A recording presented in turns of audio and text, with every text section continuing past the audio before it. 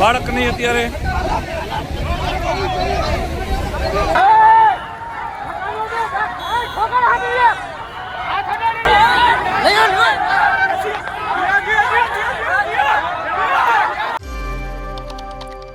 ગુજરાતમાં સુરેન્દ્રનગરનું કોંઢ હોય કે પછી મોરબીનું જેતપર હોય, અત્યારે હાલ ખેડૂતોની સામે ક્યાંક પોલીસ દાદાગીરી કરી રહી છે. એક તરફ ક્યાંક ખેડૂતોને ઢસેડવામાં આવી રહ્યા છે, તો બીજી બાજુ એક બાદ એક ખેડૂતોની અટકાયત કરવામાં આવી રહી છે. અને આ જ સમગ્ર મામલે હવે આમ આદમી પાર્ટીના બ્રિજરાજ સોલંકી મેદાને આવ્યા છે. આખો આ મામલો શું છે તેની વાત આ વિડીયોમાં. નમસ્કાર, હું હંસિની અને તમે જોઈ રહ્યા છો નિર્ભય ન્યૂઝ. અત્યારે હાલ જે ખેડૂતોના ખેતરની અંદર પાવર ગ્રીડ કંપનીના જે લોકો છે વીજપોલ નાખી રહ્યા છે અને એનો જ વિવાદ દિવસે ને દિવસે વકરી રહ્યો છે.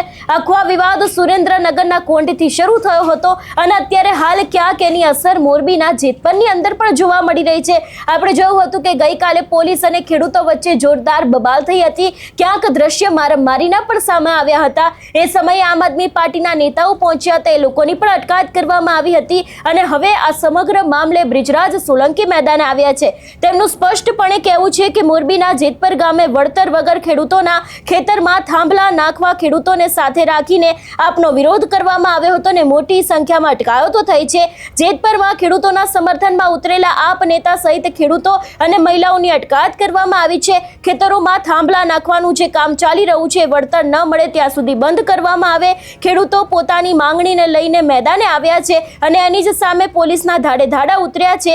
એટલું જ નહીં, અહીંયા ક્યાંક એવી પણ વાત કરવામાં આવી છે કે ખેડૂતોને ન્યાય નહીં મળે ત્યાં સુધી આ લડત ચાલુ રહેશે. વધુમાં આ વિષયને લઈને જે બ્રિજરાજ સોલંકી છે એમને શું કહ્યું તે સાંભળીએ. નમસ્કાર, જય હિન્દ, જય કિસાન દોસ્તો, હું બ્રિજરાજ સોલંકી. મિત્રો, તાજેતરમાં સમાચાર આવી રહ્યા છે કે મોરબીના જેતપર ગામ ખાતે જે રીતના સુરેન્દ્રનગરના કોંઢની અંદર ખેડૂતો ઉપર દમન ગુજારવામાં આવ્યું, એમની અટકાયત ધરપકડ કરવામાં આવી, એ જ રીતના મોરબીના જેતપર ગામ ખાતે પણ અત્યારે ખેડૂતોની અટકાયતો ચાલુ છે. અમારા આમ આદમી પાર્ટીના નેતા પંકજભાઈ રાણસરિયાની પણ પોલીસે અટકાયત કરી છે. આ જે વીજ કંપનીઓ છે, ખાનગી કંપનીઓ છે, એ ભાડાની પોલીસ મોકલીને આ જ ખેડૂતોના ખેતરમાં જઈને ગેરકાયદેસર રીતના વળતર આપ્યા વગર થાંભલાઓ નાખવાનું કામ કરે છે. અને જ્યારે ખેડૂતો એમની માંગ સાથે પહોંચ્યા હતા, એમની વાત સાથે પહોંચ્યા હતા અને અમારા આમ આદમી પાર્ટીના નેતાઓ પણ પહોંચ્યા હતા, ત્યારે આ જ ગુલામ અને ભાડાની પોલીસે એમની અટકાયત કરી. એમની ઉપર દમન ગુજારવામાં આવ્યું, એમના ટીંગાટોળી કરીને એમને જેલમાં નાખવામાં આવ્યા. મિત્રો, ક્યાં સુધી આ અન્યાય અને અત્યાચાર આપણે સહન કરશું? ગુજરાતની અંદર 54 લાખ ખેડૂતો છે. આપણે સૌએ એક સાથે આવીને આમનો મુકાબલો કરવો પડશે. આપણે સૌએ સાથે મળીને આ જે વીજ કંપનીઓ છે એનો વિરોધ કરવો પડશે, રોડ રસ્તા ઉપર આવવું પડશે, આંદોલન કરવું પડશે. આમ આદમી પાર્ટી ખેડૂતોની સાથે છે. હું સરકારને કહેવા માંગીશ કે તાત્કાલિક ધોરણે આ નિર્દોષ ખેડૂતોને છોડવામાં આવે, આ મહિલાઓને છોડવામાં આવે. અમારા આમ આદમી પાર્ટીના નેતા પંકજભાઈ રાણસરિયાની જે અટકાયત કરી છે એમને છોડવામાં આવે. નહીંતર આવનારા દિવસોમાં આમ આદમી પાર્ટી ગાંધી ચિંધ્યા માર્ગ ઉપર અને જરૂર પડે તો શહીદ આઝમ સરદાર ભગતસિંહના માર્ગ ઉપર પણ અમારી આંદોલન કરવાની તૈયારી છે. ક્યાં સુધી તમે ખેડૂતો સાથે અન્યાય અને અત્યાચાર કરશો? આ જે વીજ કંપનીઓ છે, ખાનગી કંપનીઓ છે, આખા દેશમાં વીજળીઓ વેચીને કરોડો અબજો રૂપિયા કમાવાનું પ્લાનિંગ કરીને બેઠી છે અને એની સામે ખેડૂતોને વળતર આપવા માંગતી નથી. ત્યારે આપણે સૌએ એક થવું પડશે, જાગૃત થવું પડશે. આ લોકોનો એક સાથે મળીને વિરોધ કરવો પડશે, રોડ રસ્તા ઉપર આવવું પડશે, આંદોલન કરવું પડશે. જે કાંઈ પણ કરવું પડે એમાં આમ આદમી પાર્ટી તમારી સાથે છે. તમારે કોઈ મૂંઝાવાનું નથી.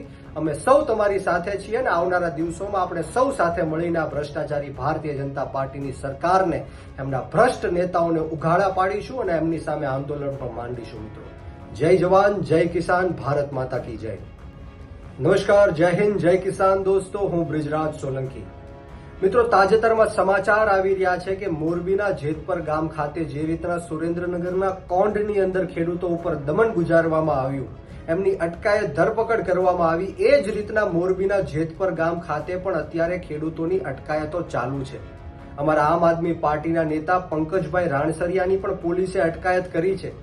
આ જે વીજ કંપનીઓ છે, ખાનગી કંપનીઓ છે, એ ભાડાની પોલીસ મોકલીને આ જ ખેડૂતોના ખેતરમાં જઈને ગેરકાયદેસર રીતના વળતર આપ્યા વગર થાંભલાઓ નાખવાનું કામ કરે છે. અને જ્યારે ખેડૂતો એમની માંગ સાથે પહોંચ્યા હતા, એમની વાત સાથે પહોંચ્યા હતા અને અમારા આમ આદમી પાર્ટીના નેતાઓ પણ પહોંચ્યા હતા, ત્યારે આ જ ગુલામ અને ભાડાની પોલીસે એમની અટકાયત કરી, એમની ઉપર દમન ગુજારવામાં આવ્યું, એમના ટીંગાટોળી કરીને એમને જેલમાં નાખવામાં આવ્યા.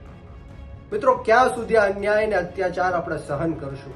ગુજરાતની અંદર 54 લાખ ખેડૂતો છે. આપણે સૌએ એક સાથે આવીને આમનો મુકાબલો કરવો પડશે. આપણે સૌએ સાથે મળીને આ જે વીજ કંપનીઓ છે એનો વિરોધ કરવો પડશે, રોડ રસ્તા ઉપર આવવું પડશે, આંદોલન કરવું પડશે. આમ આદમી પાર્ટી ખેડૂતોની સાથે છે. હું સરકારને કહેવા માંગીશ કે તાત્કાલિક ધોરણે આ નિર્દોષ ખેડૂતોને છોડવામાં આવે, આ મહિલાઓને છોડવામાં આવે. અમારા આમ આદમી પાર્ટીના નેતા પંકજભાઈ રાણસરિયાની જે અટકાયત કરી છે એમને છોડવામાં આવે. નહીંતર આવનારા દિવસોમાં આમ આદમી પાર્ટી ગાંધી ચિંધ્યા માર્ગ ઉપર અને જરૂર પડે તો શહીદ આઝમ સરદાર ભગતસિંહના માર્ગ ઉપર પણ અમારી આંદોલન કરવાની તૈયારી છે. ક્યાં સુધી તમે ખેડૂતો સાથે અન્યાય અને અત્યાચાર કરશો? આ જે વીજ કંપનીઓ છે, ખાનગી કંપનીઓ છે, આખા દેશમાં વીજળીઓ વેચીને કરોડો અબજો રૂપિયા કમાવાનું પ્લાનિંગ કરીને બેઠી છે અને એની સામે ખેડૂતોને વળતર આપવા માંગતી નથી. ત્યારે આપણે સૌએ એક થવું પડશે, જાગૃત થવું પડશે. આ લોકોનો એક સાથે મળીને વિરોધ કરવો પડશે, રોડ રસ્તા ઉપર આવવું પડશે, આંદોલન કરવું પડશે. જે કાંઈ પણ કરવું પડે એમાં આમ આદમી પાર્ટી તમારી સાથે છે. તમારે કોઈ મૂંઝાવાનું નથી.